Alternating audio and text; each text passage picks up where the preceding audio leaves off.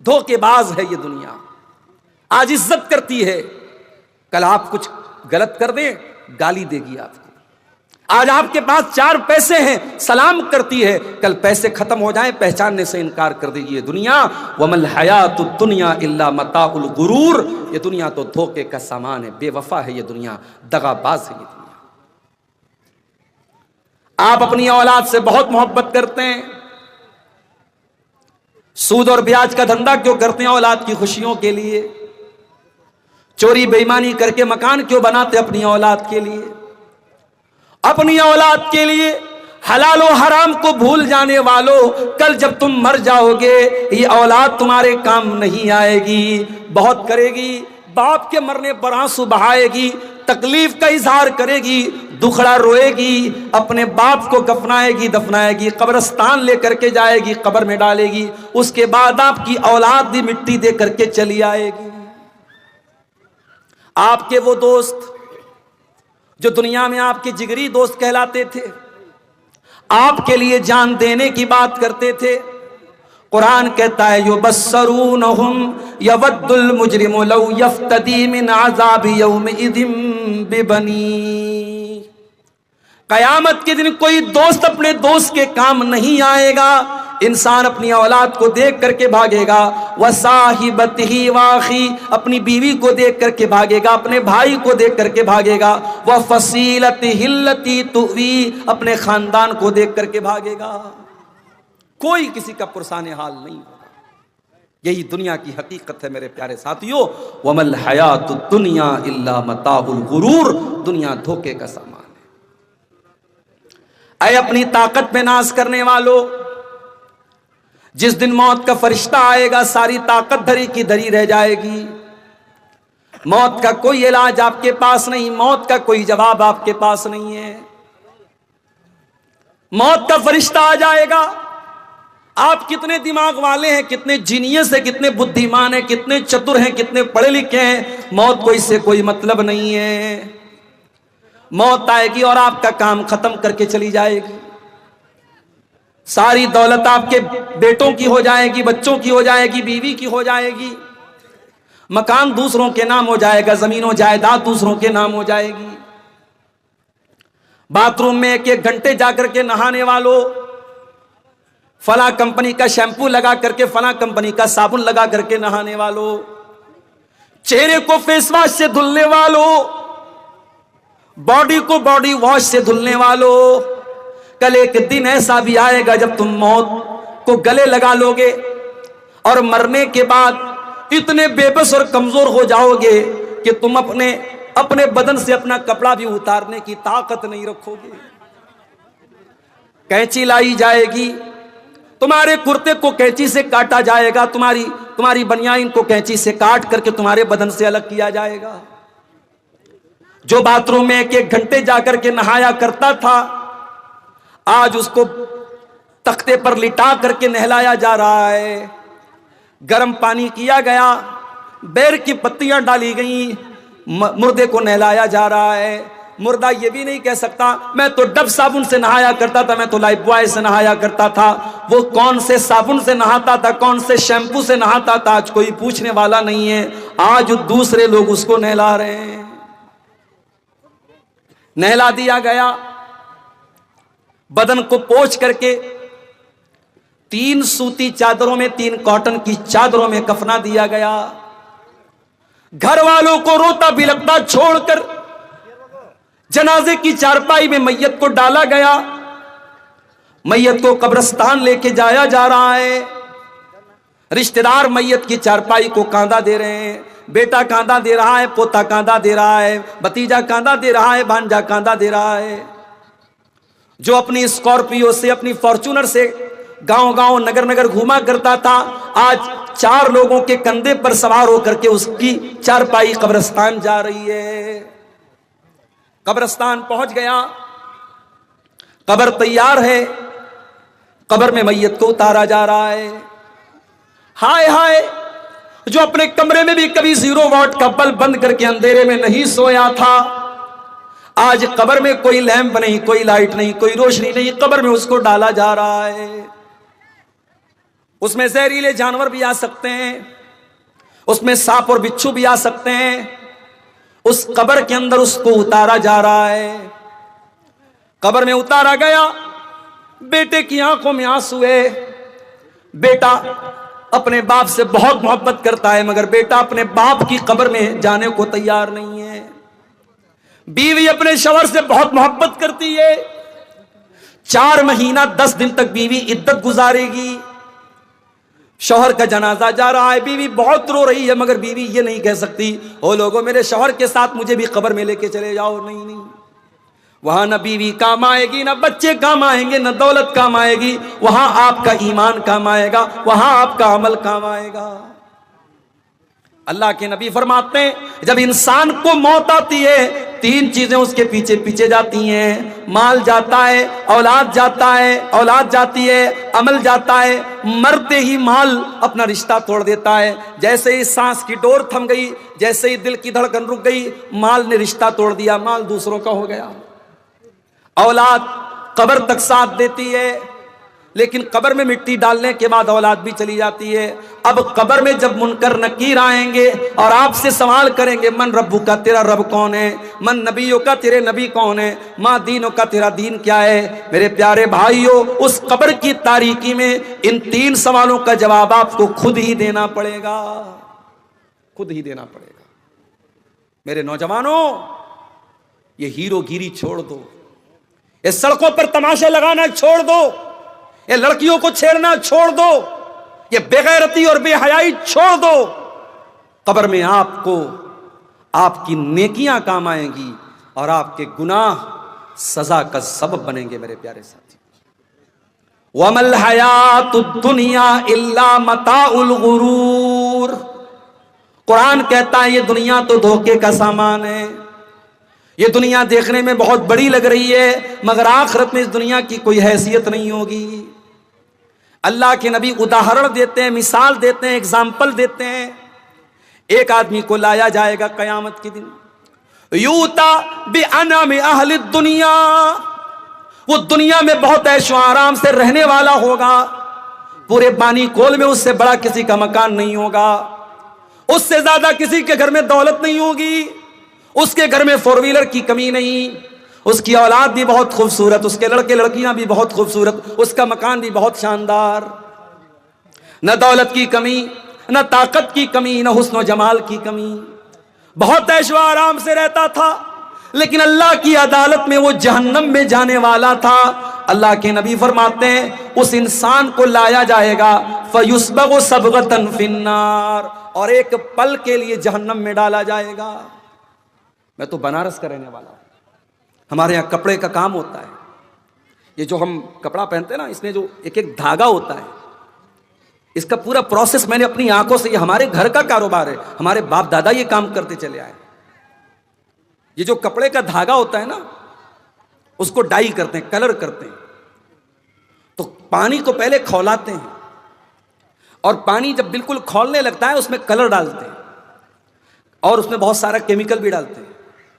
और उसके बाद धागे को जब डालते हैं, अच्छा धागे को कलर करने की भी बड़ी स्टाइल होती है। एक ही दुपट्टे में 3-3, 4-4 कलर कैसे आ जाता है, वो भी कलर करने की, डाई करने की एक तरकीब होती है। तो जो कलर करते हैं कपड़े को या धागे को, कभी आपने देखा होगा दुकान वगैरह पर कि वो बर्तन में पानी गर्म करते हैं और कपड़े को डाल करके फौरन निकाल लेते हैं। फौरन क्यों निकाल लेते? ताकि कलर ज्यादा ना हो जाए, ज्यादा गहरा ना हो जाए। जितना कलर हमें चाहिए उतना ही कलर हमको मिलना चाहिए। अल्लाह के नबी के अल्फाज पर गौर करो। एक आदमी दुनिया में बहुत ऐशो आराम से रहता था, न पैसे की कमी, न खाने पीने की कमी, न दौलत की कमी, न मकान की कमी, न सवारी की कमी। उस इंसान को एक पल के लिए अल्लाह ताला जहन्नम में डालेगा। जिस तरीके से कपड़े की रंगाई करने वाला कपड़े को बर्तन में डाल करके निकाल लेता है, धागे को डाल करके निकाल लेता है, अल्लाह ताला जहन्नम में डाल करके एक पल के लिए निकालेगा। अल्लाह पूछेगा, है मेरे बंदे, हल रायत खैरन कत्तु हल मर्र बिका नईमुन कत्तु। ऐ मेरे बंदे, क्या कभी तूने कोई भलाई देखी? क्या कभी तूने कोई नेमत देखी? क्या कभी तूने कोई सुख देखा? क्या कभी तूने कोई खुशी देखी? क्या कभी तूने कोई ऐशो आराम देखा? सारी जिंदगी ऐशो आराम में गुजारने वाला वो इंसान कहेगा मा रअयतु खैरन कत्तु, आय अल्लाह मैंने कभी कोई भलाई नहीं देखी, मैंने कभी कोई सुख नहीं देखा, मैंने कभी कोई ऐशो आराम नहीं देखा।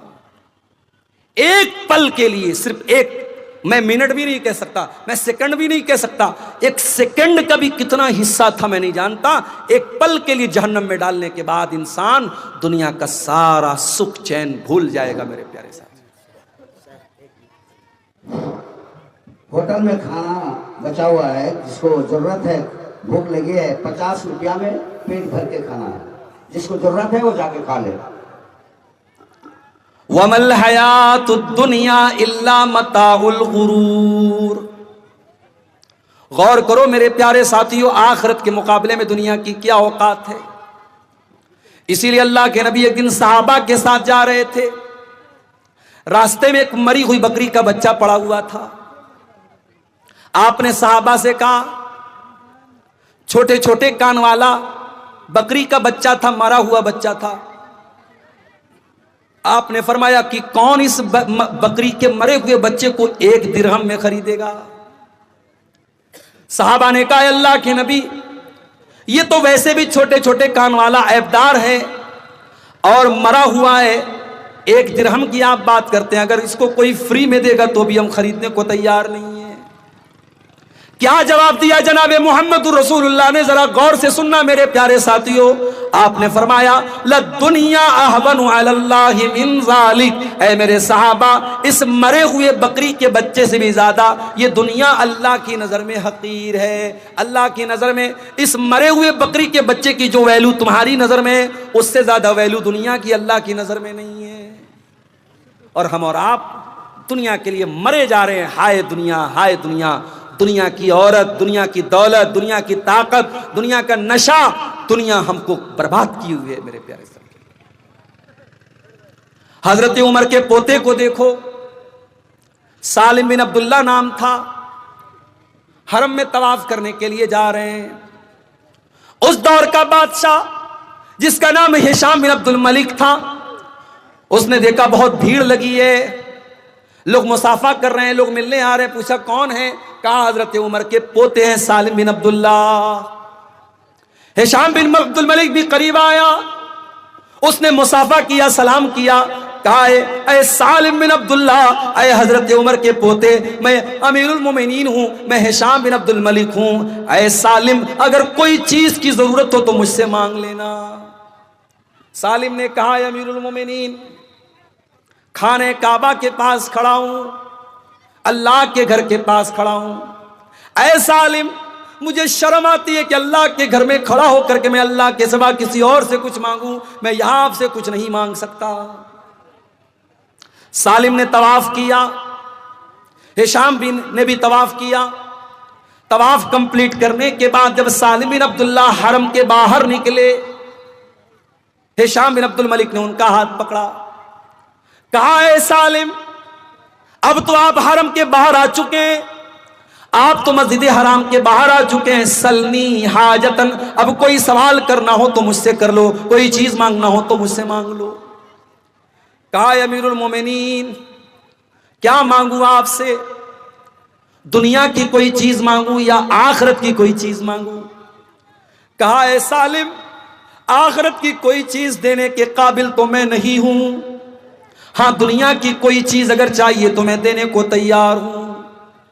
कहा अमीरुल मोमिनीन, मा सालतु दुनिया मिम्मन यमलिकुहा फकैफ असअलुहा मिम्मन ला यमलिकुहा। ऐ अमीरुल मोमिनीन हिशाम बिन अब्दुल मलिक, मैंने तो दुनिया का सवाल उस जात से भी नहीं किया जो दुनिया की मालिक है, मैंने तो अल्लाह से भी दुनिया का कोई सवाल नहीं किया, मैंने दुनिया की कोई चीज अल्लाह से भी नहीं मांगी, मैं उससे क्यों दुनिया मांगू जो दुनिया का मालिक भी नहीं है। जो दुनिया का मालिक है अल्लाह तबारक व तआला, मैंने तो दुनिया उससे भी नहीं मांगी है। ऐ हिशाम बिन अब्दुल मलिक, मैं आपसे दुनिया क्यों मांगूं, आप तो दुनिया के मालिक भी नहीं है। मेरे प्यारे साथियों, ये हजरत उमर के पोते की सोच है, ये सालिम बिन अब्दुल्ला की सोच है। और आगे बढ़िए, हारून रशीद का दौर है। हारून रशीद के दौर में एक बहुत बड़े आलिम थे जिनका नाम इब्ने सम्माक था। एक मर्तबा हारून रशीद इब्ने सम्माक से मिलने के लिए आया। उस दौर के जो उलमा होते थे वो दरबारी नहीं होते थे, बादशाह की चापलूसी नहीं करते थे, बादशाह का चप्पल नहीं उठाते थे। आज आप देख लो, हुकूमत कोई फैसला करती है तो हुकूमत के जो चमचे हैं वो हुकूमत की तारीफों के पुल बांटते हैं कि बहुत अच्छा फैसला किया। फैसला गलत हो सही हो इससे मतलब नहीं है, उन्हें हुकूमत के हर फैसले की तारीफ करना है। आज भी ऐसे दरबारी मुल्ला और ऐसे दरबारी उलमा आपको मिल जाएंगे मेरे प्यारे साथी। इब्ने सम्माक बहुत अल्लाह वाले बंदे थे। हारून रशीद मिलने के लिए आया। उन्होंने हारून रशीद को कोई प्रोटोकॉल नहीं दिया, कोई सम्मान नहीं दिया। हारून रशीद ने कहा, इब्ने सम्माक, आप इस दौर के बहुत बड़े आलिम हैं, मुझे कुछ नसीहत कर दीजिए, मुझे कुछ समझा दीजिए, मुझे प्यार से कुछ बातें बता दीजिए। इब्ने सम्माक ने कहा, अमीरुल मोमिनीन, मैं 2 सवाल आपसे करना चाहता हूं। पहला सवाल यह है, मान लीजिए आप सहरा में हैं, रेगिस्तान में हैं और बहुत जोर की आपको प्यास लगी है, इतनी तेज प्यास लगी है कि पानी नहीं मिला तो आप मर जाएंगे। इतने में एक इंसान आपको सहरा में नजर आता है, उसके हाथ में एक कटोरा पानी है। वो कटोरा लेकर के आपके पास आता है और कहता, ऐ हारून रशीद, मैं एक कटोरा पानी आपको देने को तैयार हूं, शर्त यह है कि आप अपनी आधी हुकूमत मुझको दे दीजिए। ऐ अमीरुल मोमिनीन, अपने दिल पे हाथ रख के बताइए कि आप अपनी जान बचाएंगे या आधी हुकूमत दे करके अपनी जान बचाएंगे या हुकूमत को बचा लेंगे। हारून रशीद ने कहा, नहीं, जान से बढ़ के कोई चीज नहीं। अगर जान जा रही है प्यास के मारे, मैं एक कटोरा पानी के लिए अपनी आधी हुकूमत दे दूंगा और उससे पानी वो ले लूंगा। कहा, अमीरुल मोमिनीन, पानी आपने पी लिया, अब वो पानी आपकी बॉडी में, आपके शरीर में जाकर के फंस गया, पेशाब का रास्ता बंद हो गया, पेशाब नहीं हो रहा है, आप तकलीफ से बेचैन हैं, पेशाब की नाली जाम है, पेशाब नहीं निकल रहा है, आपको इतनी तकलीफ है कि अगर आपको पेशाब नहीं हुआ तो आप तड़प तड़प करके मर जाएंगे।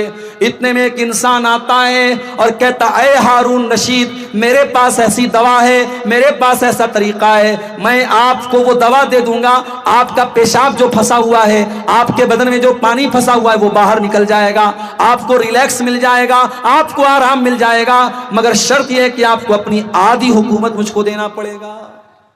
ऐ हारून रशीद, अब सच्ची बताना कि आप अपनी जान बचाएंगे या आप हुकूमत बचाएंगे।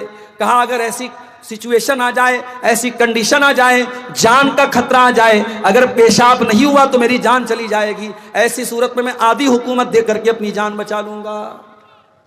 कहा, अमीरुल मोमिनीन, आज के बाद इस हुकूमत पर कभी नाज मत करना। ऐ अमीरुल मोमिनीन हारून रशीद, अपनी हुकूमत पर कभी नाज मत करना।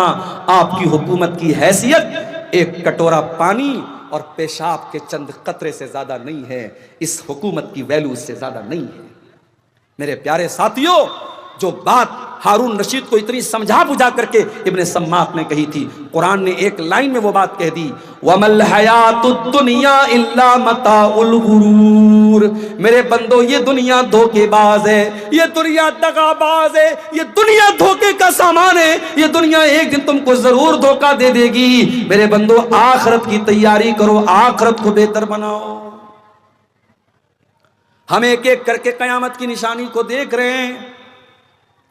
अब तो वो टाइम भी आ चुका है जब कयामत की बड़ी निशानियां हमारे सामने आ जाएंगी।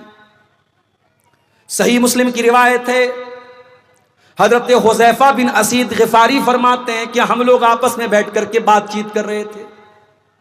इतने में अल्लाह के नबी आए। आपने पूछा, मां तज़ाकरून, क्या बात चल रही है? सहाबा ने कहा, नज़कुरुस्सा, हम कयामत पर बातें कर रहे हैं। ओ आईपीएल का मैच देखने वाले मेरे नौजवानों, वो अपनी चूड़ी और कंगन और ईयररिंग के बारे में बात करने वाली मेरी प्यारी माँ बहनों, वो अपनी दुनिया में मगन रहने वाले मेरे नौजवानों, जरा नबी के सहाबा से सीखो। नबी के सहाबा आपस में क्या चर्चा कर रहे हैं, क्या डिस्कशन कर रहे हैं, क्या गुफ्तगू कर रहे हैं, क्या बातें कर रहे हैं? कहते हैं, अल्लाह के नबी, हम कयामत की बात कर रहे हैं। सहाबा कयामत की बात करते थे। हम कब कयामत की बात करते हैं मेरे भाई? जलसा हो रहा है, प्रोग्राम हो रहा है, जितने लोग मैदान में फील्ड में नहीं, उससे ज्यादा आपको सड़क पर चलते हुए नजर आ जाएंगे। नौजवान लड़के लड़कियों के, औरतों के पिंडाल के पास आपको नजर आ जाएंगे, लड़कियां दुकानों पर आपको नजर आ जाएंगी, लोग चलते फिरते नजर आ जाएंगे। आज दीन की बातों को लोग सुनना नहीं चाहते, आज कयामत की बातों को लोग सुनना नहीं चाहते मेरे प्यारे साथियों। सहाबा ने कहा, अल्लाह के नबी हम कयामत की बातें कर रहे हैं। आपने फरमाया, इन्नहा लन तक़ूम हत्ता तरौना अशरा आयात। ऐ मेरे सहाबा, कयामत उस वक्त तक नहीं आएगी जब तक तुम 10 बड़ी बड़ी निशानियों को न देख लो। अद्दुखान, कयामत की एक बहुत बड़ी निशानी होगी, आसमान में धुआं नजर आएगा, बहुत बड़ा धुआं नजर आएगा। ईमान वाले उस धुएं की वजह से जुकाम का शिकार हो जाएंगे, और जो काफिर होंगे, जो मुनाफिक होंगे, वो धुआं उनकी नाक में जाकर के उनको जान से मार देगा। कयामत के पहले वो धुआं आएगा। वह दज्जाल, और काना दज्जाल आएगा, जो एक इंसान होगा, लंबा चौड़ा होगा, घुंघराले बाल वाला होगा, एक आंख का काना होगा, माथे पर काफ फारा लिखा होगा, मक्का मदीना में दाखिल नहीं हो पाएगा। उसको अल्लाह ताला बहुत ताकत और बहुत पावर देगा, वो लोगों को मौत भी देगा, वो मरने के बाद लोगों को जिंदा भी कर देगा। उसके पास नकली जन्नत भी होगी, नकली जहन्नम भी होगी। जो लोग उसके ऊपर उसकी बात मान करके उसकी जन्नत में जाएंगे, वो हकीकत में जहन्नम में जाएंगे, और जो उसकी जहन्नम में जाएंगे, वो हकीकत में जन्नत में जाएंगे। बहुत बड़ा फितना इस उम्मत का दज्जाल हो। इसीलिए अल्लाह के नबी अपनी हर नमाज में क्या दुआ करते थे? अल्लाहुम्मा इन्नी औज़ु बिका मिन फितनतिल मसीहिद दज्जाल। ऐ अल्लाह, मैं तेरी पनाह चाहता हूं दज्जाल के फितने से। अल्लाह के नबी ने कहा, कयामत की दूसरी बड़ी निशानी दज्जाल। वद्दाब्बा, और कयामत की तीसरी बड़ी निशानी ये होगी, जमीन से एक जानवर निकलेगा, एक चौपाया निकलेगा जो लोगों से बातें करेगा। वह तुलू शम्स मिन मगरिबिहा, और कयामत के दिन सूरज पश्चिम से निकलेगा। और जब सूरज पश्चिम से निकलेगा, कोई तौबा कर ले, उसकी तौबा अल्लाह क्या कबूल नहीं की जाएगी। कोई कलमा पढ़ ले, उसका कलमा अल्लाह क्या नहीं माना जाएगा। कोई ईमान ले आए, उसके ईमान लाने से उसको कोई बेनिफिट, कोई लाभ नहीं मिलेगा। कयामत के दिन सूरज पश्चिम की तरफ से निकलेगा। वह नुज़ूल ईसा इब्न मरियम, और ईसा इब्न मरियम जमीन पर नाजिल होंगे, उतरेंगे। ईसा इब्न मरियम को अल्लाह ताला ने जिंदा आसमान पर उठा लिया है।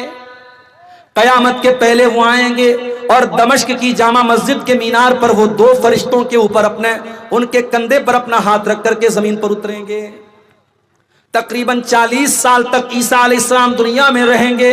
दज्जाल को कत्ल करेंगे, सूअर को खत्म कर देंगे, यहूद व नसारा से डायरेक्ट जंग करेंगे, या तो इस्लाम लाओ या जंग करो। उनके दौर में बहुत अमन शांति होगी। ईसा अलैहिस्सलाम अपनी शरीयत लेकर के नहीं आएंगे, वो भी मस्जिद में आकर के नमाज पढ़ेंगे मुसलमान इमाम के पीछे, उम्मत मोहम्मदिया के इमाम के पीछे वो नमाज पढ़ेंगे। वो नबी की हैसियत से नहीं आएंगे। ईसा इब्न मरियम कयामत के पहले नाजिल होंगे, हमारा ईमान है। वयाजूज व माजूज, और 2 फसादी कौमें जिनको याजूज और माजूज कहा जाता है, जिनको हजरत ज़ुल्करनैन ने बहुत बड़ा डैम बना करके उनको रोक दिया है। कयामत के पहले वो डैम तोड़ करके बाहर आ जाएंगे और बहुत फसाद जमीन में मचाएंगे, बहुत फसाद मचाएंगे। आसमान पे तीर चलाएंगे और वो तीर खून आलूद होकर के वापस गिरेगा। वो बहुत बड़े बड़े नदियों का पानी अकेले पी जाएंगे, बहुत जुल्म सितम करेंगे। तब ईसा अलैहिस्सलाम उनके लिए बद्दुआ करेंगे। आसमान से परिंदे आएंगे और कीड़े आएंगे जो उनके गर्दन पर गिरेंगे, उनकी मौत हो जाएगी। फिर उनकी बदबू से पूरी जमीन भर जाएगी। फिर ईसा अलैहिस्सलाम अल्लाह ताला से दुआ करेंगे तो उनकी लाश और उनका बचा कुचा जो भी डेड बॉडी होगी अल्लाह ताला उसको जमीन से उठा लेगा। याजूज और माजूज ये कयामत की बड़ी निशानी है। वसलासतु खुसूफिन, और 3 जगहों पर जमीन को धसाया जाएगा। एक मशरिक में यानी पूरब में, एक मगरिब में यानी पश्चिम के हिस्से में, और एक अरब की सरजमीन पर जमीन को धसाया जाएगा। व आखिरु ज़ालिका नारुन तखरुजु मिनल यमन, और कयामत की आखिरी निशानी ये होगी कि एक आग निकलेगी जो यमन से निकलेगी, और वो आग लोगों को हाँक करके मैदान महशर की तरफ लेके जाएगी, यानी मुल्क शाम की तरफ लेकर के जाएगी।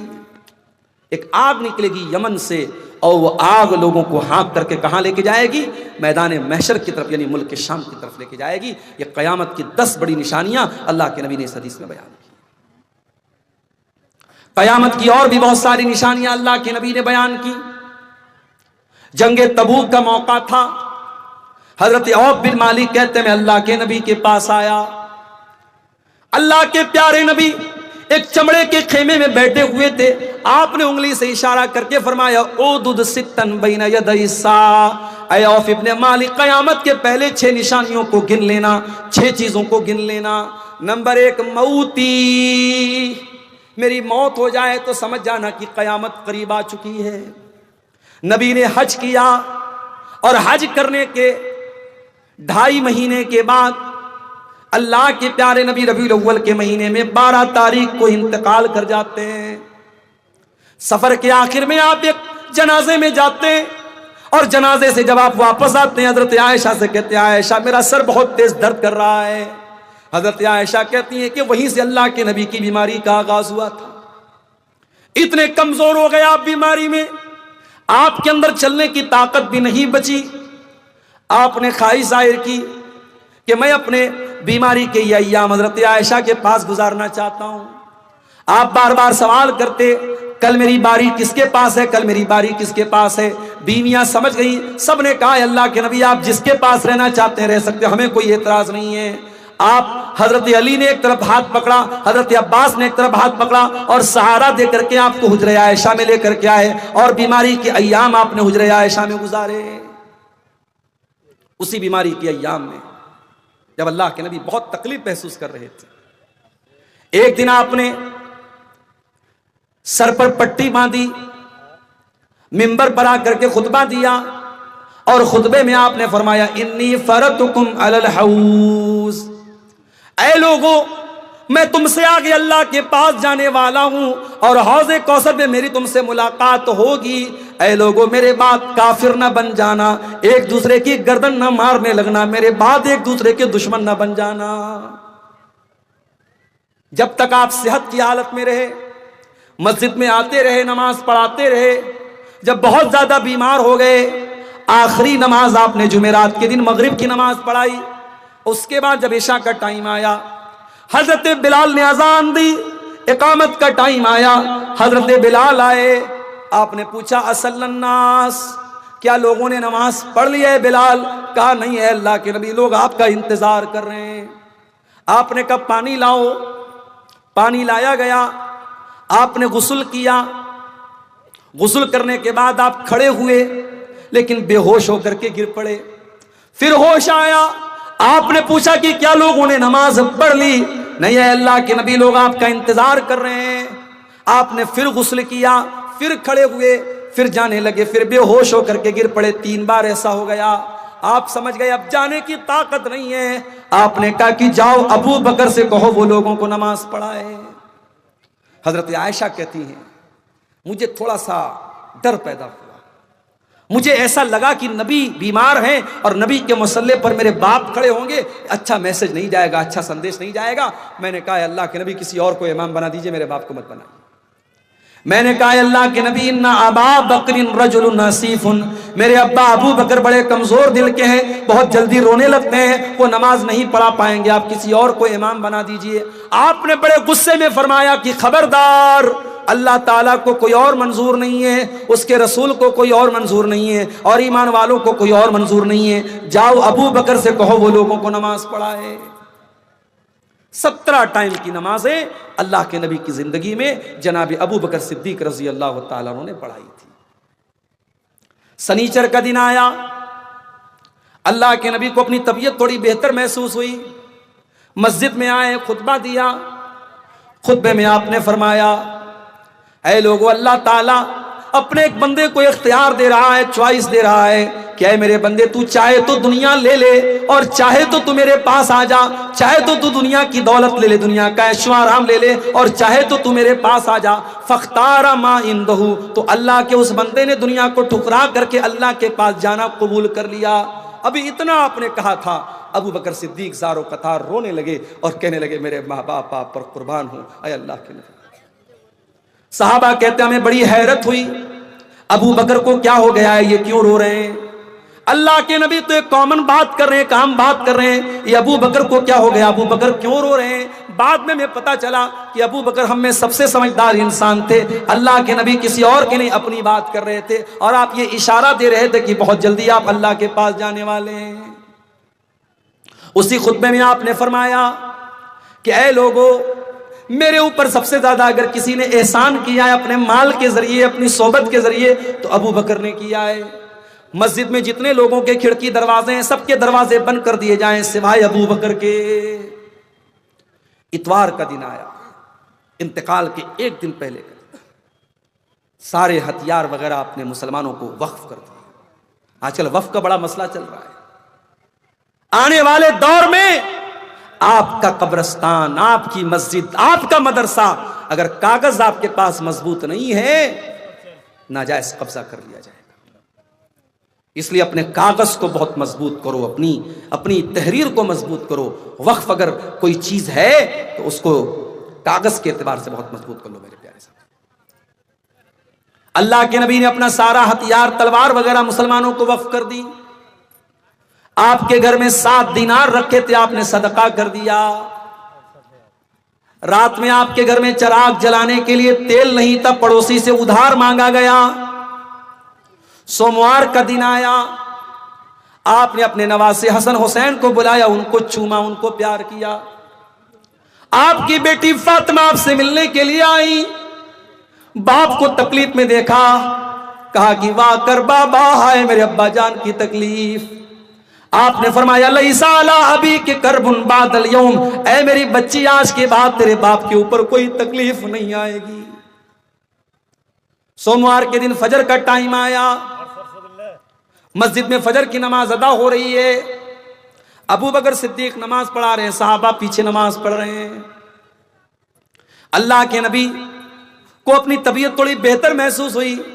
आप बिस्तर से उठे, आपने दरवाजे का पर्दा हटाया, सामने सहाबा नमाज पढ़ रहे हैं, अबू बकर नमाज पढ़ा रहे हैं। यह मंजर देख करके अल्लाह के नबी के चेहरे पर मुस्कुराहट आ गई, आप मुस्कुराने लगे। सहाबा अपने नबी से इतनी मोहब्बत करते थे, नमाज की हालत में उनको महसूस हो गया कि अल्लाह के नबी अपने दरवाजे पर खड़े हैं और हमें देख करके मुस्कुरा रहे हैं। सहाबा ताली बजाने लगे, सहाबा इशारा करने लगे, ऐ अबू बकर पीछे चले आओ, इमाम कायनात आ चुके हैं, इमामुल अंबिया आ चुके हैं, जनाब मोहम्मद रसूलुल्लाह आ चुके हैं, ऐ अबू बकर तुम पीछे चले आओ। हजरत अबू बकर को भी समझ में आ गया, वो पीछे हटने लगे। अल्लाह के नबी ने इशारा किया कि नहीं, ऐ अबू बकर नमाज को कंटिन्यू करो, नमाज को तुम पढ़ाओ। और उसके बाद आपने पर्दे को वापस बराबर कर दिया। ये आखिरी दिन था जनाब मोहम्मद रसूलुल्लाह की हयात मुबारक का। जैसे जैसे चास का टाइम चढ़ता चला जा रहा है, दिन चढ़ता चला जा रहा है, मोहम्मद रसूलुल्लाह की तकलीफ बढ़ती चली जा रही है। आप कहते हैं आयशा, मैंने खैबर में जो गोश्त खाया था उस गोश्त में जहर मिला करके मुझको दिया गया था। ऐ आयशा, मैं आज भी उस गोश्त के जहर का असर अपने अंदर महसूस करता हूं, ऐसा लगता है कि मेरी अतड़ियां कट जाएंगी। आपकी बेटी फातिमा आपसे मिलने के लिए आई, आपने उनके कान में कोई बात बताई, वो रोने लगी। फिर आपने कोई बात उनके कान में बताई, वो हंसने लगी। हजरत आयशा ने पूछा हजरत फातिमा से क्या बात है?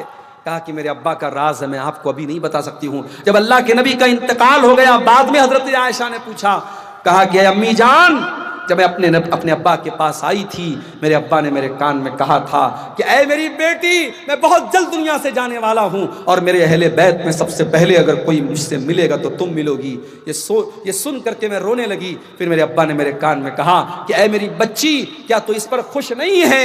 अमा तरज़ीन अन तकूनी सय्यदत निसाई अहलिल जन्ना, क्या तू इस पर खुश नहीं है कि तू तमाम जन्नती औरतों की सरदार बनेगी? ये सुन करके मुझे हंसी आ गई, मैं मुस्कुराने लगी। अल्लाह के प्यारे नबी ने अपनी बेटी को ये 2 मैसेज दिया। जैसे जैसे दिन चढ़ता चला जा रहा है, मोहम्मद रसूलुल्लाह की तकलीफ बढ़ती चली जा रही है। आपके बगल में एक कटोरे में पानी रखा हुआ था, वो पानी अपने चेहरे पर डालते थे और कहते थे अल्लाहुम्मा इन्नी अला सकरातिल मौत, आय अल्लाह तू मौत की सख्तियों पर मेरी मदद फरमा। हजरत आयशा कहती हैं मैं मौत की सख्ती को नापसंद करती थी, मगर जब मैंने अल्लाह के नबी के ऊपर मौत की सख्तियों को देखा, मैं समझ गई कि मौत की सख्ती कोई खराब चीज नहीं है। मैं अपने नबी को मौत की सख्तियों में देख करके मेरा नजरिया बदल गया। आपने अपने दोनों हाथ उठाए और आपने कहा अल्लाहुम्मा अलहिकनी बिर्रफीक़िल आला, आय अल्लाह मुझे रफीक आला के साथ मिला ले, मुझे नबियों के साथ मिला दे, मुझे सिद्दीकीन के साथ मिला दे, मुझे शुहदा के साथ मिला दे, मुझे सालिहीन के साथ मिला दे। ये कहते हुए अल्लाह के प्यारे नबी की रूह आपके बदन से निकल गई और आपके दोनों हाथ जमीन पर आ गए और अल्लाह के नबी सल्लल्लाहु अलैहि वसल्लम का इंतकाल हो गया। इन्ना लिल्लाहि व इन्ना इलैहि राजिऊन। ये अल्लाह के नबी की वफात का मुख्तसर सा वाक़या जो मैंने आपके सामने पेश किया है, ये भी क़यामत की बहुत बड़ी निशानी है मेरे प्यारे साथी।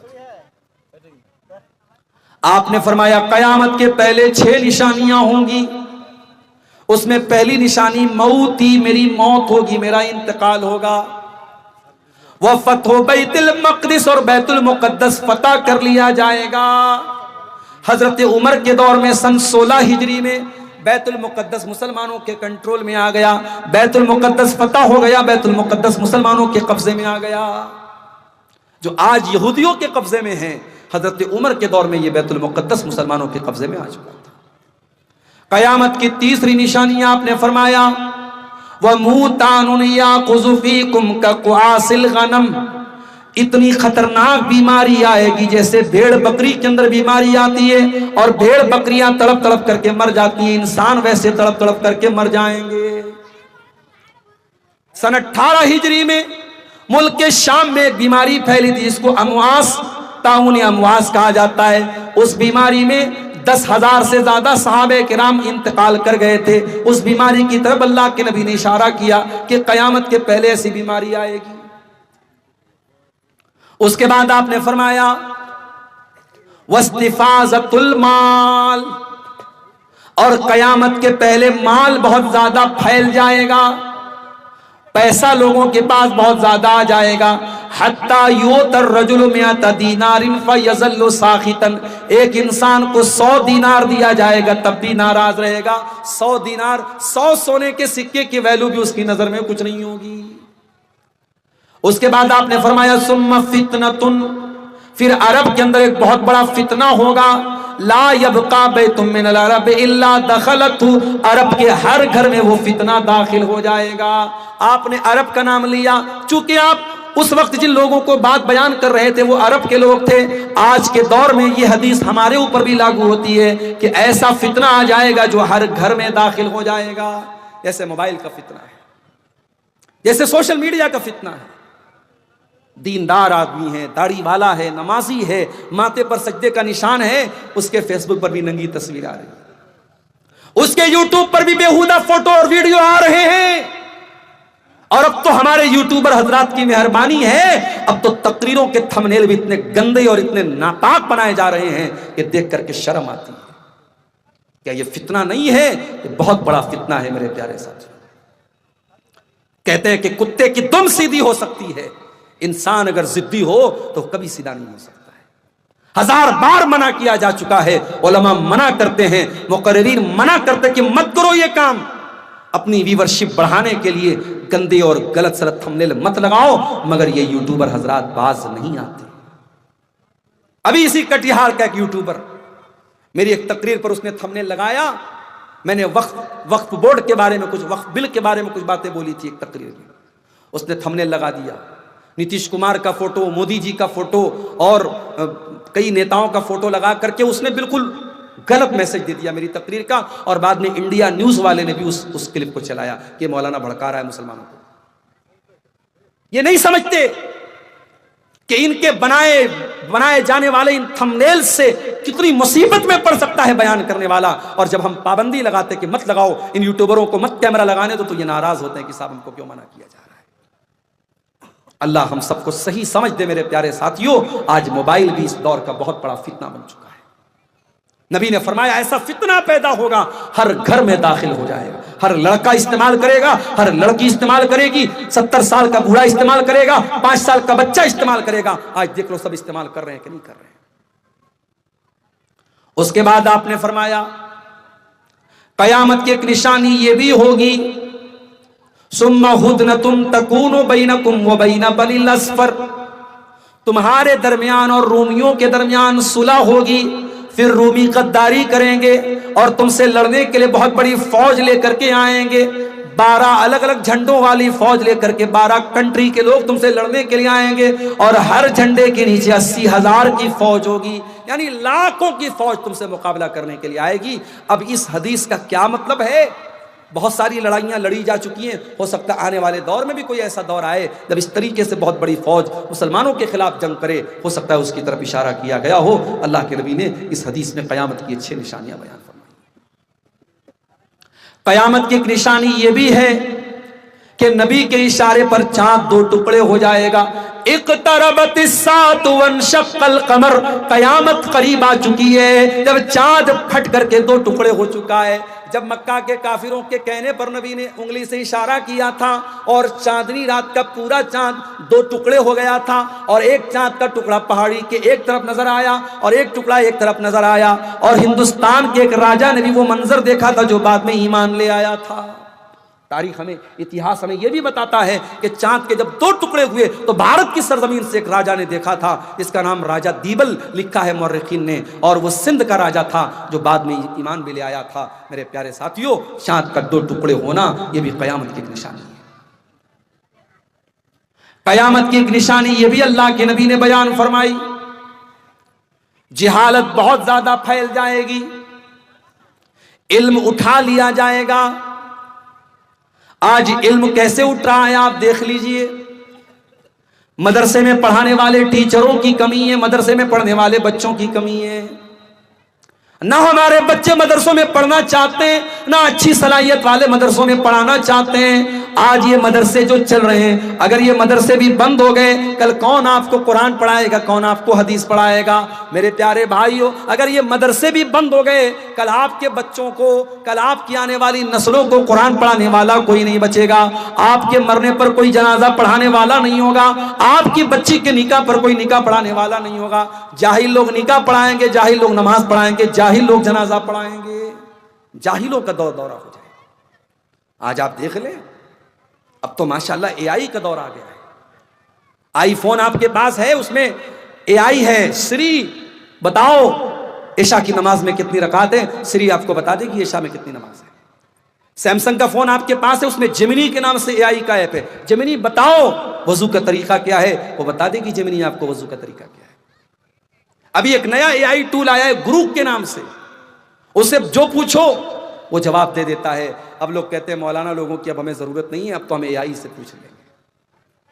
याद रखो मेरे प्यारे साथियों, यह मोबाइल जितनी तरक्की कर जाए और एआई का दौर आ जाए, तब भी आपको उलमा की जरूरत पड़ेगी, क्योंकि एआई वही बातें बयान करेगा जो उसके डेटाबेस में डाली गई होंगी। वो अपनी इंटेलिजेंस से, अपने ज़हानत के जरिए जवाब देगी। उसका जवाब गलत भी हो सकता है, उसका फतवा गलत भी हो सकता है। आपको उलमा की बहरहाल ज़रूरत पड़ेगी, क्योंकि कुरान कहता है फस्अलू अहल ज़िक्र इन कुंतुम ला तालमून, अगर तुम्हें कोई मसला मालूम नहीं है तो तुम उलमा से सवाल करो।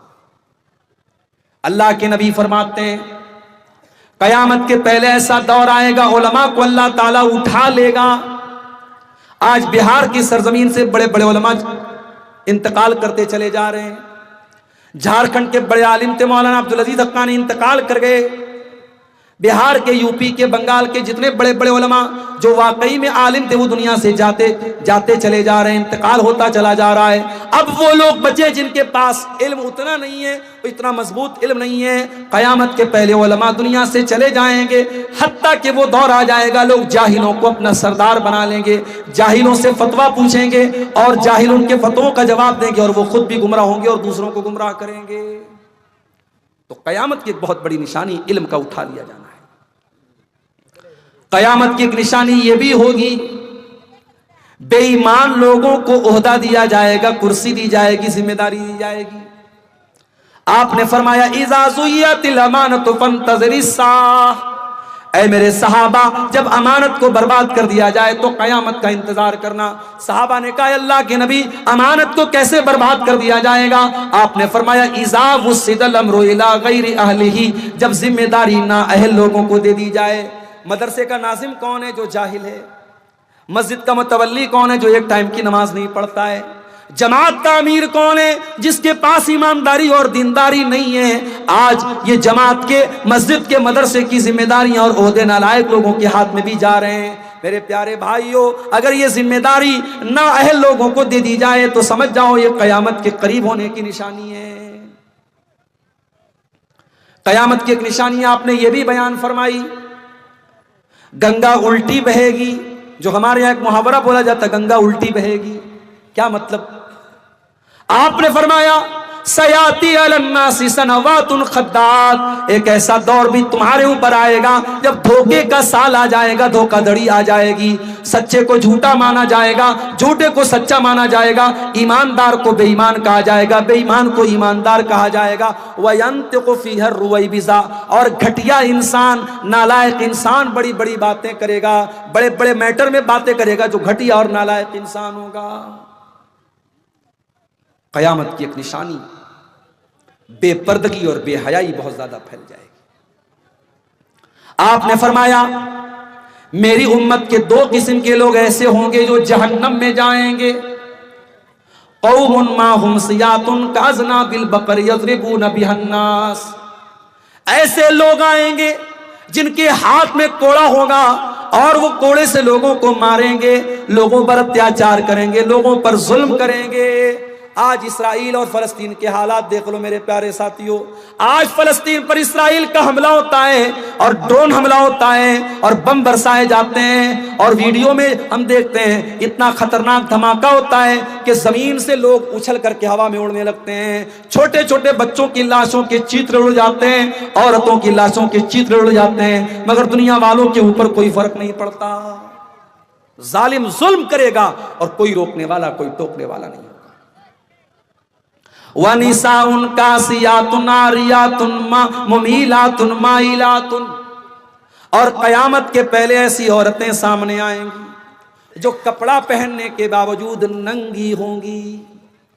आज बॉलीवुड की फिल्मों ने हमारे मुल्क का वो कल्चर बना दिया है कि आज हालात ये हो गए कि औरत के बदन का कोई पार्ट अब प्राइवेट पार्ट नहीं रह गया। अब तो कहा जाने लगा कि औरत के बदन का प्राइवेट पार्ट सिर्फ उसकी किडनी और लीवर बचा, उसके बदन का कोई पार्ट अब प्राइवेट नहीं बचा है। इतना नंगा कर दिया गया औरत को, ऐसा लिबास पहना दिया गया औरत को कि अब उसके बदन की कोई चीज छुपी हुई नहीं है। कासियातुन आरियातुन, ऐसी औरतें सामने आएंगी जो कपड़ा पहन करके नंगी होंगी। अब तो आम बात है, मुसलमानों के घरों में ऐसे कपड़े पहने जा रहे हैं जिसमें औरत का बदन नजर आ रहा है, औरत का शरीर नजर आ रहा है। मुमीलातिन माइलातिन, ऐसी औरतें गैर मर्दों को अपनी तरफ आकर्षित करेंगी, खींचेंगी, और जब रास्ते में चलेंगी तो उनकी चाल भी बेहया औरतों की तरह चलने वाली होगी। औरत की चाल से पता चल जाता है कि ये बेहया औरत है या अच्छी औरत है, दीनदार औरत है, उसकी चाल बता देती है। रूज़ुन्ना कास्निमतिल बुख्तिल माइला, उनका हेयर स्टाइल ऐसा होगा जैसे ऊंट का कुहान होता है। ला यदखुलुल जन्ना, ऐसी औरतें जन्नत में नहीं जाएंगी, और जन्नत में जाना तो बहुत दूर की बात है। वला यजिदना रिहा, ऐसी औरतें तो जन्नत की खुशबू भी नहीं पाएंगी। कयामत की एक निशानी अल्लाह के नबी ने यह भी बयान फरमाई, अंतलिदल अमतु रब्बतहा, कि मां अपने बच्चे को जन्म नहीं देगी बल्कि मां अपनी मालकन को जन्म देगी। यानी जो औलाद पैदा होगी वो माँ बाप पर हुकूमत करेगी। बेटी माँ पर हुक्म चलाएगी, बेटा बाप पर हुक्म चलाएगा। वअंतरल हुफातल उरातल आलत रियाशा, और तुम देखोगे नंगे बदन रहने वाले लोग, नंगे पैर रहने वाले लोग, नंगे सर रहने वाले लोग बड़े बड़े मकान बना करके, बड़ी बड़ी बिल्डिंग बना करके फख्र करेंगे। वो दौर भी आज हम देख रहे हैं। कयामत की एक निशानी आपने ये भी बयान फरमाई कि मस्जिदों को लोग रास्ते की गुजरगाह बना लेंगे, मस्जिद में आएंगे, पेशाब करेंगे, लेटरिन करेंगे, मगर नमाज नहीं पढ़ेंगे। मस्जिदों को शौचालय और मूत्रालय बना दिया जाएगा, मस्जिद में इंसान आएगा मगर नमाज नहीं पढ़ के पेशाब करके निकल जाएगा। कयामत की एक निशानी आपने ये भी बयान फरमाई कि मस्जिदें बहुत ऊंची ऊंची, बहुत शानदार बनाई जाएंगी, मगर मस्जिद को कोई आबाद करने वाला नहीं होगा। मस्जिद तो बना ली शब भर में ईमा की हरारत वालों ने, मन अपना पुराना पापी था बरसों में नमाजी बन न सका। कयामत की एक निशानी आपने ये भी बयान फरमाई, खुल्लम खुल्ला पब्लिक प्लेस पर, सार्वजनिक स्थल पर रेप किया जाएगा। अभी बनारस में पिछले महीने की न्यूज है, पिछला महीना भी मैं ज्यादा बता रहा हूं, अप्रैल के शुरू की न्यूज है। एक लड़की के साथ 23 लड़कों ने 7 दिन में रेप किया। 7 दिन तक 23 लड़कों ने एक लड़की के साथ रेप किया। दुनिया कहां जा रही है मेरे प्यारे साथी? हालात ये हैं, शादीशुदा औरत अपने पति को धोखा देती है, शौहर नेवी में काम करता है, उसका चक्कर किसी और के साथ चलता है, अपने आशिक के साथ मिलकर के अपने पति का कत्ल करती है, अपने शौहर का कत्ल करती है, और शौहर की बॉडी के टुकड़े टुकड़े करके ड्रम में भरती है और सीमेंट से पैक करती है और अपने आशिक के साथ शिमला और मनाली घूमने निकल जाती है। हम तो वो दौर देख रहे हैं, प्यार मोहब्बत ये सब ढकोसला बन गया है, सब हवस और शरीर को पाने की तलब और वासना, उससे बढ़ के कुछ नहीं है मेरे प्यारे साथी। इसीलिए अल्लाह के नबी फरमाते हैं, उस अल्लाह की कसम जिसके हाथ में मेरी जान है, ये उम्मत उस वक्त तक फना नहीं होगी जब तक वो दौर ना आ जाए, हत्ता यकूम अर्रजुलु इलल मरअती, एक इंसान औरत के पास जाएगा, फयफ्तरिशुहा फित तरीक, और रास्ते में उस औरत के साथ गलत काम करेगा। और उस दौर में जो नेक इंसान होगा, वो सबसे बड़ा नेक इंसान वो होगा जो उस आदमी से जाकर के कहेगा, लौ वारई तहा वरा हाज़ल हाय, ऐ मेरे भाई पब्लिक प्लेस में ये काम मत करो, सबके सामने ये काम मत करो, जाओ पेड़ के पीछे चले जाओ, दीवार के पीछे चले जाओ। आज कोई ऐसा शहर नहीं है जहां ऐसे होटल्स ना खुले हों, जिन होटलों के बारे में मशहूर है कि ये ज़िना के अड्डे होते हैं, और उन होटलों में आपको मुसलमान लड़के और मुसलमान लड़कियां भी ज़िनाकारी और बदकारी में मुलव्विस नजर आ जाएंगे मेरे प्यारे साथी। कयामत की एक निशानी अल्लाह के नबी ने यह भी बयान फरमाई, इन्ना बैना यदई साति फुशुवत तिजारा, कयामत के पहले बिजनेस बहुत ज्यादा फैल जाएगा, यहां तक कि औरत बिजनेस में अपने शौहर की हेल्प करेगी, मदद करेगी। दुकान खोलोगे, बीवी दुकान पर बैठेगी, काउंटर पर औरत बैठेगी, रिसेप्शन पर औरत बैठेगी। इतना ज्यादा बिजनेस फैल जाएगा कि औरत को बिजनेस में यूज किया जाएगा। वह तस्लीमल खासा, और खास खास लोगों को सलाम किया जाएगा, और रिश्तों को काटा जाएगा, रिश्तों को तोड़ा जाएगा। वह शहादत ज़ूर, और झूठी गवाही दी जाएगी। वह कितमाना शहादतिल हक़ी, और सच्ची गवाही को छुपा लिया जाएगा। वह ज़ुहूरल कलम, और मीडिया का बहुत दौर आ जाएगा, मीडिया की ताकत का दौर आ जाएगा। आज आप देख लें, मीडिया जिसको चाहता है आसमान पर उठा देता है, जिसको चाहता है जमीन पर गिरा देता है। मीडिया का बहुत बड़ा रोल आज अपने दौर में हम देख रहे हैं। कयामत की एक निशानी अल्लाह के नबी ने यह भी बयान फरमाई, इम्रतस्सुफहा, बेवकूफ लोगों के हाथ में हुकूमत आ जाएगी। वह कसरतश्शुर्ती, और पुलिस वाले बहुत ज्यादा हो जाएंगे। वह क़त्अतल अरहाम, और रिश्तों को काटा जाएगा। वह बई अल हुक्मी, और फैसले बिकने लगेंगे, अदालत से पैसे के जरिए अपने मन का, अपने फेवर का फैसला करवाया जाएगा। वह इस्तिग़फ़ाफ़म बिद्दम, और इंसानी जान की वैल्यू बहुत कम हो जाएगी। बहुत छोटी छोटी बातों पर मर्डर होने लगेगा, हत्या होने लगेगी, छोटी छोटी बातों पर। आजकल अखबार आप पढ़िए, इतने छोटे छोटे मामलात पर आज हत्या हो जाती है, मत पूछिए। कोई बाइक लेके जा रहा है, रास्ते में उसकी बाइक पकड़ा, उसने बाइक देने से इनकार कर दिया, मर्डर कर दिया। 40-50 हजार की बाइक के लिए मर्डर कर देते हैं लोग। बैंक से कोई पैसा लेके आ रहा है 1 लाख 2 लाख रुपया, 1 लाख 2 लाख रुपए के लिए जान ले लेते हैं। छोटी छोटी बातों पर मर्डर हो जाएंगे, इंसानी जान की वैल्यू बहुत कम हो जाएगी। कयामत की एक निशानी आपने ये भी बयान फरमाई, यह तकारब ज़मान, टाइम बहुत जल्दी जल्दी गुजरेगा। महीना ऐसा गुजरेगा जैसे हफ्ते गुजरते हैं, साल ऐसा गुजरेगा जैसे महीने गुजरते हैं। टाइम की स्पीड बढ़ जाएगी, टाइम बहुत जल्दी गुजरने लगेगा। वह हत्ता यमुर्र रजुल बिक़ब्रि रजुल फयक़ूलु या लैतनी मकाना, कयामत के पहले ऐसा नाजुक दौर आ जाएगा, इंसान दूसरे इंसान की कब्र के पास से गुजरेगा और कहेगा कि ऐ काश इस कब्र में मैं होता, मैं मर गया होता, मैं आज जिंदा ना होता। इतना नाजुक दौर आ जाएगा, इंसान कब्रिस्तान में जाकर के मरने की दुआएं करेगा। कयामत की एक निशानी अल्लाह के नबी ने यह भी बयान फरमाई, वह नशवन यत्तखिज़ूनल कुरान मज़ामीरा, नौजवान लड़के कुरान को म्यूजिक बना लेंगे, कुरान को म्यूजिक की तरह पढ़ेंगे। कुरान को पढ़ने का तरीका सही नहीं होगा, वो म्यूजिक की तरह कुरान को पढ़ेंगे और ऐसे ही नौजवान को इमाम बनाया जाएगा, जो आलिम ना हो, जो समझदार ना हो, बस लोगों को गा गा करके कुरान पढ़ के सुनाता हो, जो तरन्नुम के साथ कुरान पढ़ के सुनाता हो, उसको कुरान पढ़ने का तरीका आता हो या ना होता हो, सिर्फ आवाज की बदौलत उसको इमाम बना दिया जाएगा। ये सारी निशानियां आज अपनी आंखों से हम देख रहे हैं मेरे प्यारे साथी। कयामत के पहले वो दौर भी आएगा, लयशरबन्ना नासु मिन उम्मतिल खम्र युसम्मुनहा बिगैरि इस्मिहा, मेरी उम्मत के लोग शराब पिएंगे, नाम बदल बदल करके शराब पिएंगे। कोई विस्की बोलेगा, कोई रम बोलेगा, कोई बियर बोलेगा, कोई दारू बोलेगा, शराब का नाम बदल बदल के शराब को पिया जाएगा। वयस्तहिल्लूनल हिरा वल हरीर, और रेशम को लोग हलाल समझने लगेंगे, रेशम का कपड़ा मुसलमान मर्द पहनेगा, और जिनाकारी को लोग हलाल कर लेंगे, जिना करने लगेंगे, और उनके सरों के ऊपर नाचने गाने वालियां नाचेंगी गाएंगी। आज ईयरफोन लगा करके, हेडफोन लगा करके गाना सुना जा रहा है। नबी की हदीस को सामने रखो, नबी ने उसी की तरफ इशारा किया, उनके सरों के ऊपर नाचने गाने वालियां नाचेंगी गाएंगी।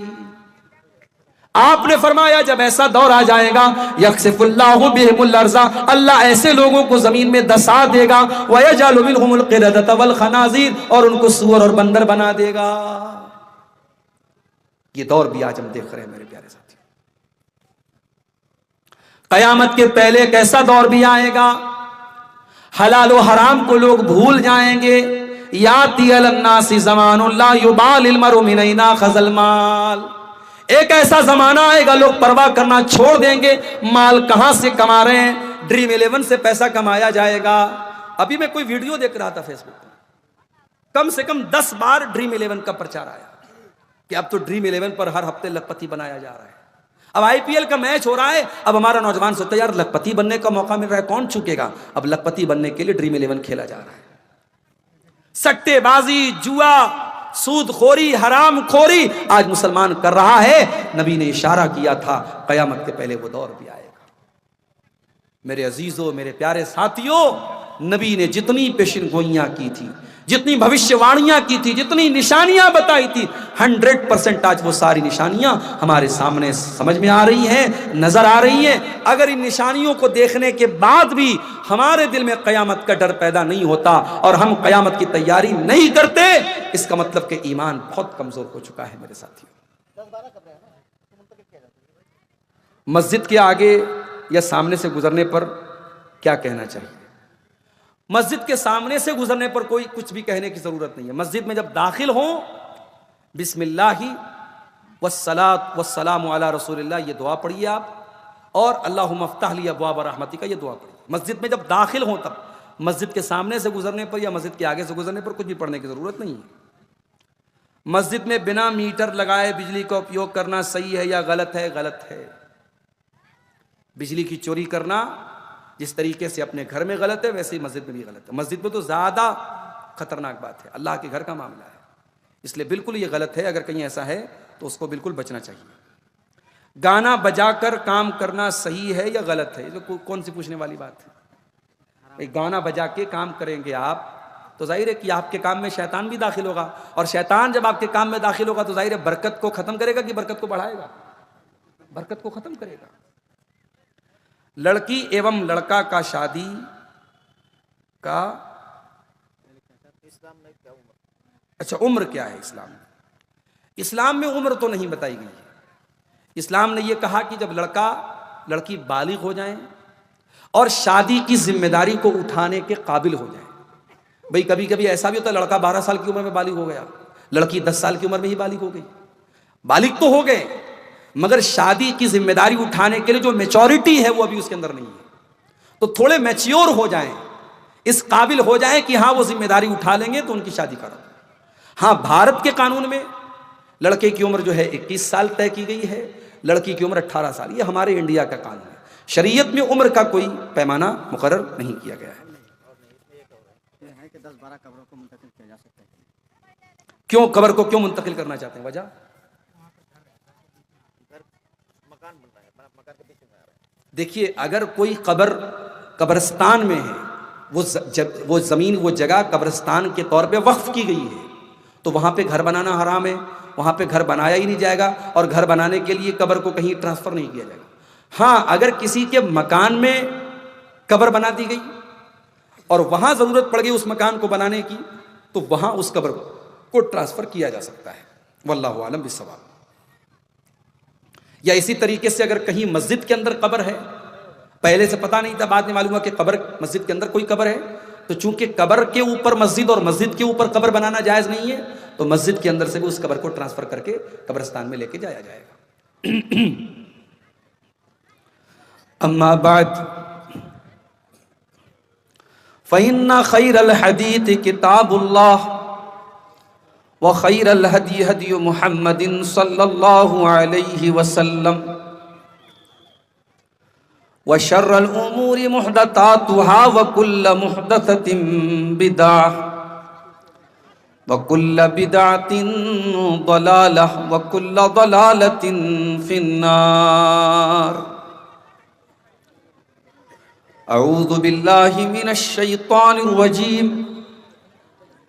बिस्मिल्लाहिर रहमानिर रहीम। इक़्तरब लिन्नासि हिसाबुहुम व हुम फ़ी गफ़लतिन मुअरिदून।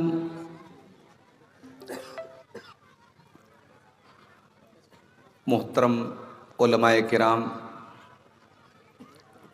बुजुर्गों और दोस्तों, नौजवान साथियों, माँओं और बहनों, प्यारे बच्चों, रात के तकरीबन 1:30 बज रहे हैं और आज का ये प्रोग्राम बहुत उतार चढ़ाव के बाद मैं समझता हूँ इस जलसे की कमेटी की हिम्मत और उनके जज्बे को हमें सलाम पेश करना चाहिए। मौसम अच्छा नहीं था, 2 दिन से बारिश बिहार के कई इलाकों में हो रही है और आज सुबह भी अच्छी खासी बारिश हुई है। एक बार तो ऐसा लगा कि शायद प्रोग्राम नहीं हो पाएगा। बनारस में मैं मदरसे में पढ़ा रहा था, मोबाइल मेरा साइलेंट था। जिम्मेदारों ने मेरे घर के मोबाइल पे कॉल करके कहा कि प्रोग्राम नहीं हो पाएगा। लेकिन फिर जब थोड़ा सा मौसम खुला, फिर फोन आया कि नहीं मौलाना आपको आना है, प्रोग्राम होगा। बनारस से जब दोपहर में 2 बजे जब मैं निकलने लगा, फिर मैंने एक बार फोन करके कंफर्म किया कि प्रोग्राम होगा या नहीं होगा। बोले नहीं होगा, आप आइए। और अभी जब मैं जलसे की फील्ड में आया हूं और जलसे की जो ज़मीन है बारिश के पानी की वजह से बिल्कुल दलदल टाइप की हो चुकी है। यानी मौसम और हालात अनुकूल नहीं थे, मुताबिक नहीं थे प्रोग्राम के। मगर प्रोग्राम करने वाले जानते हैं कि महीनों से इसकी तैयारी होती है। मुकर्रिरीन से टाइम लिया जाता है, टेंट वालों से टाइम लिया जाता है। प्रोग्राम को कैंसिल करके किसी दूसरी तारीख में करना भी आज के दौर में आसान काम नहीं है। और अभी जब मैं स्टेज पर आया हूं, मुझे लोगों ने यह भी बताया कि प्रोग्राम मदरसा अनवारुल उलूम के चंदे के लिए था, और जो चंदे की एक्सपेक्टेशन थी, जो उम्मीद थी, जो आशाएं थी, वो पूरी नहीं हुई। मुझसे पहले मौलाना हुसैन सलफ़ी साहब, जो इस इलाके के बड़े मशहूर बंगला मुकर्रिर हैं और चंदा करते हैं, वो चंदा करके गए हैं, मगर मुझे ज़िम्मेदारों की तरफ से इशारा दिया गया कि चंदा कम हुआ है। मैं आप सबसे अपील भी करता हूँ, जो लोग जा चुके हैं उनकी बात नहीं करता हूँ, जो हैं वो ज़रूर इस बात का ख्याल करेंगे। माओ बहनों से भी कहूँगा, अपने बुज़ुर्गों से भी कहूँगा, भाइयों से भी कहूँगा, मदरसे का जलसा है, आप ज़रूर अपना ताउन, अपना चंदा, अपना दान दे करके अपनी दुनिया और आखिरत को कामयाब करके जाइएगा। अल्लाह ताला हम सबको तौफीक अता फरमाए, आमीन। मेरे भाइयों, दुनिया में हम देखते हैं किसी स्कूल में, किसी मदरसे में दो टाइप के बच्चे पढ़ते हैं। कुछ बच्चे ऐसे होते हैं जो साल भर मेहनत से पढ़ाई करते हैं। ऐसे बच्चे जब एग्जाम का टाइम आता है तो और ज्यादा मेहनत करते हैं, क्योंकि उनका मकसद होता है कि हम इस मदरसे में, इस स्कूल में पढ़ने आए हैं, हमें पास होना है, और जब हम पास होंगे तभी हम आगे बढ़ेंगे। और मदरसे में दूसरे टाइप के बच्चे वो होते हैं जो साल भर तो पढ़ाई नहीं करते, मगर एग्जाम का टाइम जब करीब आता है तो उनको भी ये एहसास होता है कि अगर मैंने पढ़ाई नहीं की, मैंने मेहनत नहीं की, तो मैं फेल हो जाऊंगा। तो साल भर वो मेहनत करें या ना करें, इम्तिहान का टाइम करीब आने के बाद वो बच्चे मेहनत करते हैं और इम्तिहान में पास भी हो जाते हैं। और फिर एक तीसरे टाइप के बच्चे होते हैं स्कूल और मदरसे में, जो साल भर भी पढ़ाई नहीं करते और कल एग्जाम होने वाला है, आज उनको देखो वो खेलते हुए नजर आते हैं। उनसे पूछो भाई तुम्हारा एग्जाम है, तुम तैयारी क्यों नहीं करते? उनको कोई फर्क नहीं पड़ता। अब जाहिर है कि ऐसे बच्चों का अंजाम क्या होगा? ऐसे बच्चे फेल हो जाएंगे। मेरे प्यारे साथियों, हम और आप भी दुनिया में एग्जाम देने के लिए आए, परीक्षा देने के लिए आए, इम्तिहान देने के लिए आए हैं। और ये इम्तिहान इतना बड़ा इम्तिहान है। अल्लाह कुरान के 29वें पारे में फरमाता है, तबारकल्लज़ी बियदिहिल मुल्क व हुवा अला कुल्लि शैइन कदीर। बहुत बरकत वाली है वो जात जिसके हाथ में सारी कायनात की बादशाहत है और जो हर चीज पर कादिर है। अल्लज़ी खलक़ल मौत वल हयात लियब्लुवकुम अय्युकुम अहसनु अमला। उस अल्लाह ने मौत को पैदा किया, उस अल्लाह ने जिंदगी को पैदा किया। वो तुम्हारी परीक्षा लेना चाहता है, तुम्हारा एग्जाम लेना चाहता है, तुम्हारा इम्तिहान लेना चाहता है कि कौन अच्छा अमल करने वाला है, कौन अल्लाह को राजी करने वाला अमल करने वाला है। ये परीक्षा हम सब देने के लिए दुनिया में आए, और इस परीक्षा में जो पास हो गया वो कयामत के दिन जन्नत में जाएगा, और इस परीक्षा में जो फेल हो गया वो जहन्नम में जाएगा। हो सकता है दुनिया में एक इंसान बहुत कामयाब हो, दौलत की कमी ना हो, ताकत की कमी ना हो, पैसे की कमी ना हो, जहां जाता हो लोग सलाम भी करते हो, इज्जत भी करते हो, सम्मान भी देते हो।